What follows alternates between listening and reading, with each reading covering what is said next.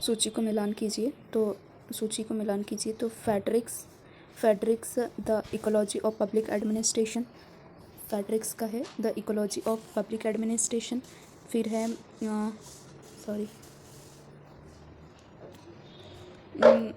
The ecology of public administration Yehezkel Dror का है, Yehezkel public policy making री एग्जामिनेट।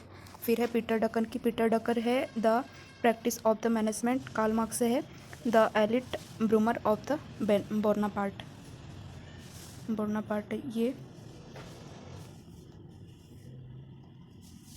ये हमें दिखाई देते हैं। वहीं पे फेडरिक्स की बुक है the ecology of the public administration के लिए जाने जाते हैं पब्लिक एडमिनिस्ट्रेशन के लिए जाने जाते हैं। इन्होंने तुलनात्मक प्रशासन के क्षेत्र में अपना योगदान दिया था। वहीं पे है डोल, हेल केर डोल public policy making re examination के लेखक है। वे लोक नीति रणनीतिक योजन के अध्ययन में एक प्रमुख व्यक्ति है। वहीं पे पीटर डकर की है the practice of the management के लिए प्रसिद्ध है। उन्हें अक्सर आधुनिक प्रबंधन का जनक कहा जाता है। वहीं कार्ल मार्क्स है the 18th Brumaire of the Louis Bonaparte लिखा था। यह लुई नेपोलियन बोनापार्ट के सत्ता के आरोहण का विश्लेषण करता है। ओके, तो ये हमें दिखाई देते हैं।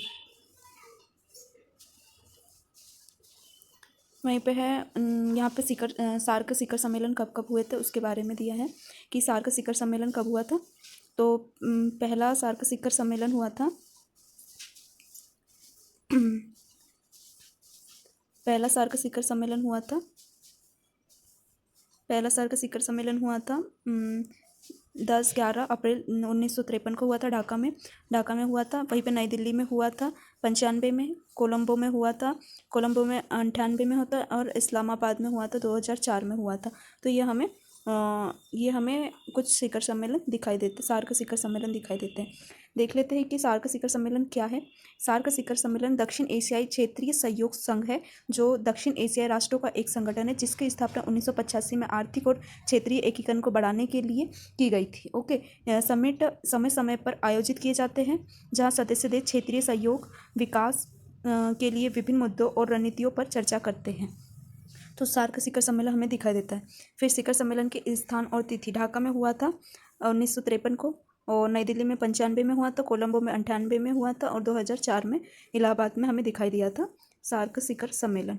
ठीक है, उसके बाद है किसने नौकरशाही को एक शोषक वर्ग के साधन के रूप में प्रतिपादित किया। तो कार्ल मार्क्स ने प्रतिपादित किया था। वहीं पर कार्ल मार्क्स एक प्रसिद्ध दार्शनिक, अर्थशास्त्री, राजनीतिक सिद्धांतकार, पूंजीवाद व वर्ग संरचनाओं के अपने आलोचक विश्लेषण के लिए जाने जाते हैं। उन्होंने तर्क दिया कि नौकरशाही शासक वर्ग का एक साधन के रूप में कार्य करती है, यथास्थिति को बनाए रखती है और वर्ग शोषण को बनाए रखती है। मार्क्स के अनुसार नौकरशाही अधिसंरचना का हिस्सा है जो पूंजीवाद के आर्थिक आधार का समर्थन करती है, पूंजीपतियों के हितों को लागू करती है। वहीं पे हमें ये नौकरशाही के परिप्रेक्ष्य में ये हमें दिखाई देता है। वहीं पे फ्रेडरिक हर्ज़बर्ग एक अमेरिकी मनोवैज्ञानिक थे जो नौकरी संतुष्टि के लिए अपने 2 कारक सिद्धांत के लिए जाने जाते थे, जो कार्यस्थल में प्रेरक और स्वच्छता कारकों की पहचान करता है। उनका काम मुख्य रूप से कर्मचारी प्रेरणा और नौकर संवर्धन पर केंद्रित है। नौकरशाही की व्यापक सामाजिक राजनीतिक भूमिका पर केंद्रित दिखाई देता है। वहीं पे बी आर अम्बेडकर न्यायविद, अर्थशास्त्री, सामाजिक सुधारक, जिन्होंने भारतीय संविधान के प्रारूपण में महत्वपूर्ण भूमिका निभाई। यद्यपि उन्होंने सामाजिक न्याय व्यवस्था में मुद्दों पर विचार किया, लेकिन उनका कार्य मुख्य रूप से मार्क्सवाद, अर्थव्यवस्था में नौकरशाही के इसमें नहीं देखा जाता है। फ्रेडरिक्स ये राजनीतिक वैज्ञानिक थे जो तुलनात्मक प्रशासन और प्रिज्मेटिक साला मॉडल के लिए पर अपने काम के लिए जाने जाते हैं। फ्रेडरिक्स साला मॉडल और प्रिज्मेटिक साला मॉडल के लिए जाने जाते हैं। लोक प्रशासन में हमें दिखाई देते हैं, तुलनात्मक लोक प्रशासन के लिए। इनके सिद्धांतों ने विभिन्न सांस्कृतिक संदर्भों नौकरशाही कामकाज की खोज ली, लेकिन उन्हें विशेष रूप से यह नहीं कहा जाता है कि यह नौकरशाही के एक शोषक वर्ग का साधन है। ओके, तो हमें ये नौकरशाही वर्ग के रूप में हमें प्रतिपादित दिखाई देते हैं कार्ल मार्क्स। फिर है बीजिंग में 19वां चीनी कम्युनिस्ट पार्टी CCP सम्मेलन किस वर्ष हुआ था। ये 2017 में हुआ था। चीनी कम्युनिस्ट पार्टी CCP सम्मेलन हुआ था। चीनी कम्युनिस्ट पार्टी का 19वां राष्ट्रीय कांग्रेस 18 अक्टूबर से 24 अक्टूबर 2017 तक बीजिंग में आयोजित किया गया था। यह सम्मेलन चीनी राजनीति में एक महत्वपूर्ण घटना है। 5 वर्षों के लिए पार्टी और देश के लिए दिशा निर्धारित करता है। सम्मेलन के दौरान शी जिनपिंग को CCP के महासचिव के रूप में फिर से पुष्टि की गई थी, जिससे इसका अधिकार मजबूत हुआ। कांग्रेस ने एक नए युग के लिए चीनी विशेषताओं के साथ समाजवाद पर भी शी जिनपिंग के विचारों को भी CCP संविधान में शामिल किया। तो हमें ये 19वां राष्ट्रीय कांग्रेस शिखर सम्मेलन 2017 में बीजिंग में दिखाई देता है। वहीं पे 2013 है 18वां राष्ट्रीय कांग्रेस 2012 में हुआ था, लेकिन यह 13 में नहीं हुआ था। CCP 18वां राष्ट्रीय कांग्रेस सम्मेलन हुआ था, जो इस कांग्रेस ने हु जिताओ से शी जिनपिंग के नेतृत्व के संक्रमण को चिन्हित किया था। वहीं 2015 में कोई महत्वपूर्ण CCP कांग्रेस आयोजित नहीं हुआ था, लेकिन 18वां कांग्रेस 12 और 19वां कांग्रेस 17 में आयोजित किया गया था। ओके, तो ये हमें दिखाई देता है कि बीजिंग 19वां चीनी कम्युनिस्ट पार्टी CCP सम्मेलन हुआ था 2017 में। कहाँ हुआ था? बीजिंग में।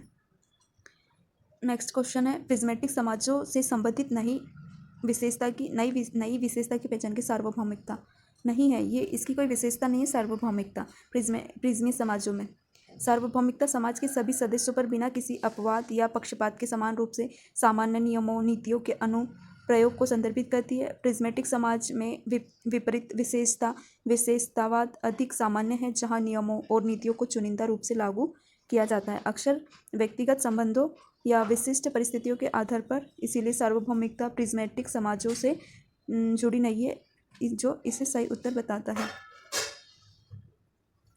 वहीं पे चयनावाद क्या है? प्रिज्मेटिक समाजों की एक विशेषता है जहां सार्वभौमिकता नियमों के बजाय चुनिंदा प्राथमिकताओं के आधार पर चुनाव किए जाते हैं। इसका तात्पर्य है कि विभिन्न लोगों या स्थितियों पर अलग अलग मानव लागू किए जाते हैं, जो व्यक्तिगत संबंधों या सामाजिक स्थिति जैसे विभिन्न कारकों पर निर्भर करते हैं। प्राप्ति में क्या आएगा कि प्राप्ति विशिष्ट लक्ष्यों या स्थितियों को प्राप्त करने पर जोर देता है, अक्सर औपचारिक शिक्षा या अन्य योग्यता आधार प्रणालियों के माध्यम से होता है। प्रिज्मेटिक समाजों में प्राप्ति को मान्यता दी जा सकती है, लेकिन ये विशेषता मापदंडों से प्रभावित हो सकती है। बहुकार्यात्मकता प्रिज्मेटिक समाजों की एक विशेषता है, जहां संस्थान या व्यक्ति विशिष्ट भूमिकाओं के बजाय कई कार्य करते हैं। यह अतिव्यापी जिम्मेदारियों और श्रम के स्पष्ट विभाजन की कमी की ओर जाता है, जो प्रिज्मेटिक समाजों में विशिष्ट है। तो प्रिज्मेटिक समाजों से संबंधित नहीं है, कौन नहीं है? सार्वभौमिकता नहीं है। नेक्स्ट क्वेश्चन है, जॉर्जिया मेलोनी इटली की प्रधानमंत्री है। मेलोनी किस राजनीतिक दल से संबंधित है? ब्रदर्स ऑफ इटली से संबंधित है। जॉर्जिया मेलोनी इटली की प्रधानमंत्री है। वह इटली के भाई फ्रैटेली डी इटालियन नामक राजनीतिक दल की नेता है। मेलोनी इतालवी राजनीति में एक प्रभावशाली व्यक्ति रही है। इन्होंने पार्टी को महत्वपूर्ण चुनावी सफलता दिलाई है। इटली के भाई एक दक्षिणपंथी राजनीतिक दल है, जो राष्ट्रवाद, संप्रभुता, रूढ़िवादी मूल्यों पर जोर देता है। तो जॉर्जिया मेलोनी कहाँ की है? ये ब्रदर्स ऑफ इटली की PM है। वहीं पे अन्य राजनीतिक दल में देखेंगे कंजर्वेटिव पार्टी, यह यूनाइटेड किंगडम से जुड़ी है। यह प्रमुख राजनीतिक दलों में से एक है जो हमें दिखाई देता है। फिर डेमोक्रेटिक पार्टी, यह डेमोक्रेटिक पार्टी है। ये इटली में डेमोक्रेटिक पार्टी एक केंद्र वाम राजनीतिक दल है, जो विचारधारा और नीतियों के मामले में इटली के भाई से अलग है। फिर रिपब्लिक पार्टी, यह अमेरिका की है, राजनीतिक परिप्रेक्ष्य से जुड़ी हुई है। इटली में इसे सटीक नाम से कोई पार्टी नहीं है जो इटली के भाई के समान संदर्भ में प्रभावशाली हो। मतलब हमें जॉर्जिया मेलोनी इटली के प्रधानमंत्री के रूप में ब्रदर्स और पार्टी के रूप में हमें संबोधित होते दिखाई देती है। नेक्स्ट क्वेश्चन है, निम्नलिखित में से किसने सबसे पहले कैच ऑल पार्टी शब्द गढ़ा था?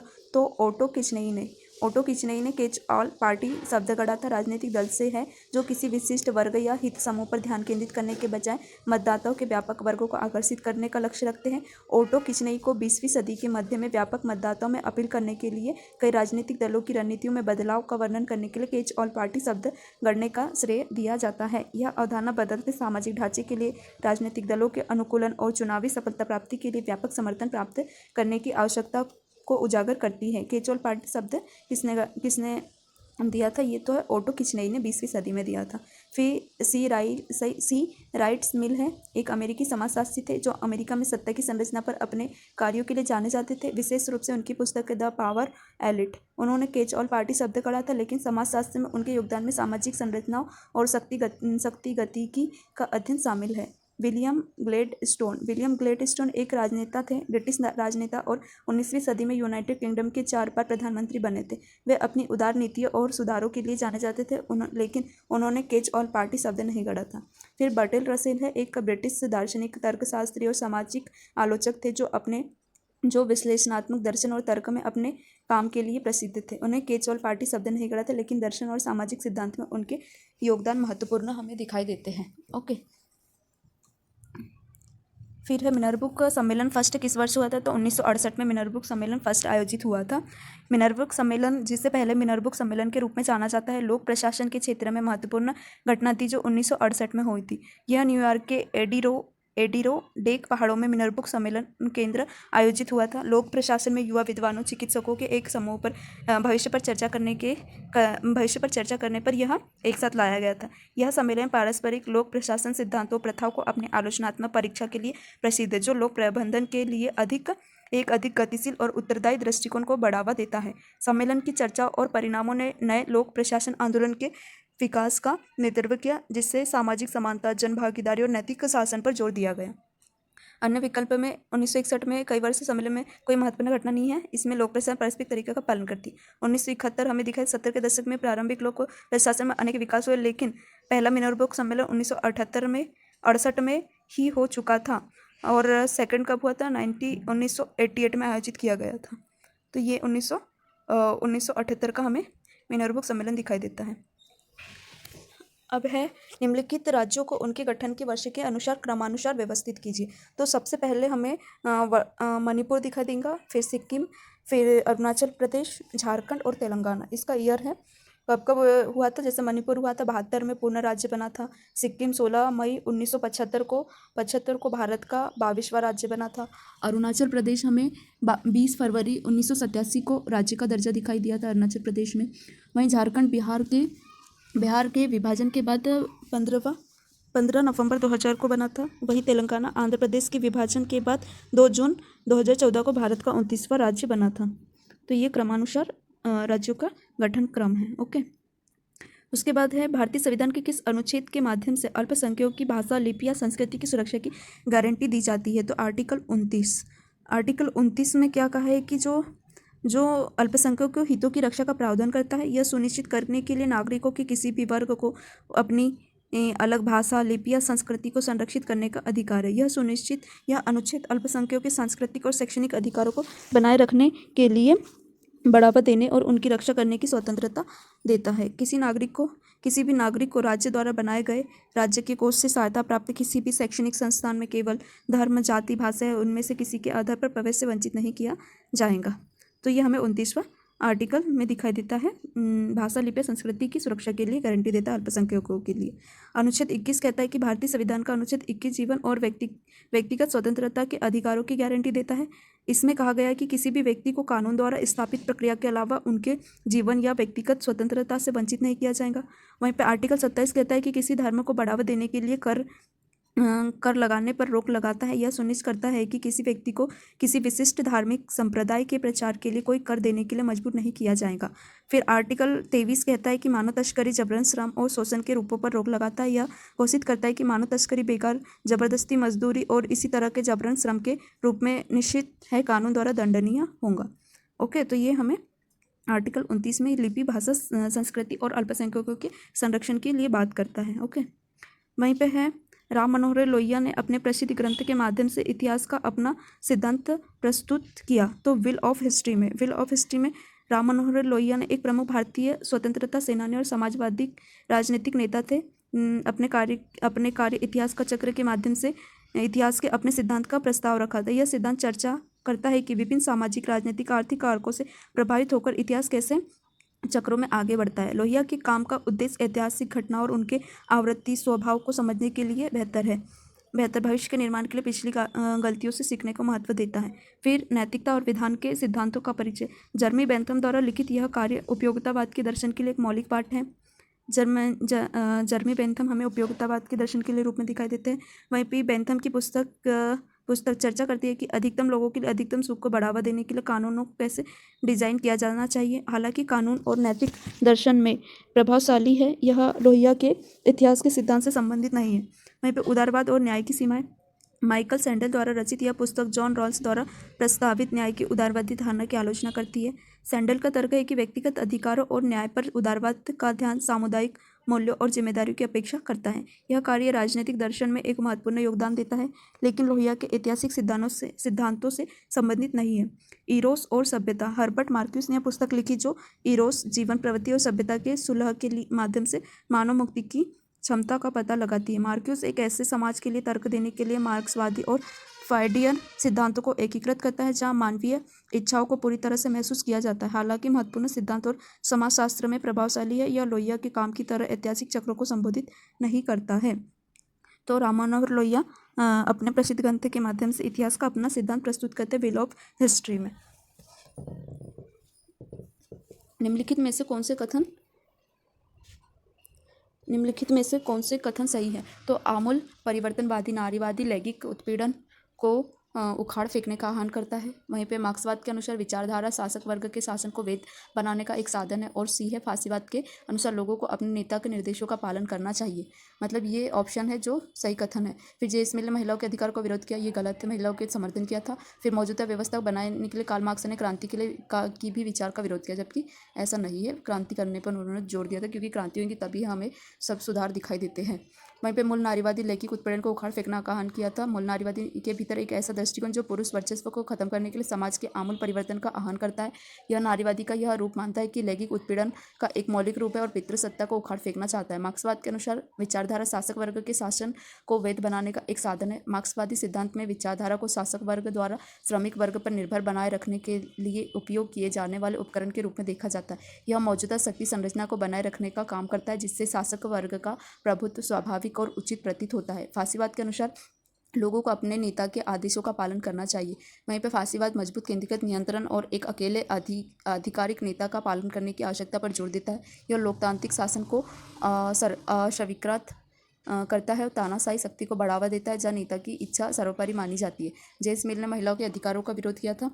जॉन स्टुअर्ट मिल वास्तव में महिलाओं के अधिकारों के लिए एक प्रबल समर्थक थे, जिन्होंने अपने काम the subjection of the women में लैंगिक समानता और महिलाओं के मताधिकार के लिए तर्क दिया था। मौजूदा व्यवस्था को बनाए रखने के लिए कार्ल मार्क्स ने क्रांति के किसी भी विचार का विरोध किया था। यह कथन गलत है। कार्ल मार्क्स अपने क्रांतिकारी विचारों के लिए जाने जाते थे, जो श्रमिक वर्ग को पूंजीवादी व्यवस्था को उखाड़ फेंकने और एक वर्गहीन समाज स्थापित करने की वकालत करते हैं। तो हमें 3 यहाँ पे ऑप्शन सही दिखाई देते हैं। वहीं पे है जर्मन दार्शनिक जॉर्ज फ्रेडरिक हेगल से संबंधित आवश्यक तत्वों की पहचान कीजिए। तो बी, सी, डी और ई यहाँ पे दिखाई देंगे। जैसे बी है, हेगल के आदर्शवाद के संस्करण को द्वंद्वात्मक आदर्शवाद के रूप में जाना जाता है। हेगल ने वाद, प्रतिवाद और संवाद के संदर्भ में द्वंद्वात्मक प्रक्रिया का वर्णन करने का प्रयास किया। हेगल ने फेनोमेनोलॉजी ऑफ स्पिरिट नामक पुस्तक लिखी थी। कार्ल मार्क्स हेगल से बहुत प्रभावित थे। ये इतने ऑप्शन सही दिखाई देते हैं। ओके, यहीं पे दिया हेगल के बारे में दिया है कि यह एक जर्मन दार्शनिक थे, जिन्होंने दार्शनिक ढांचा विकसित किया था और पूर्ण आदर्शवाद के रूप में जाने जाते हैं।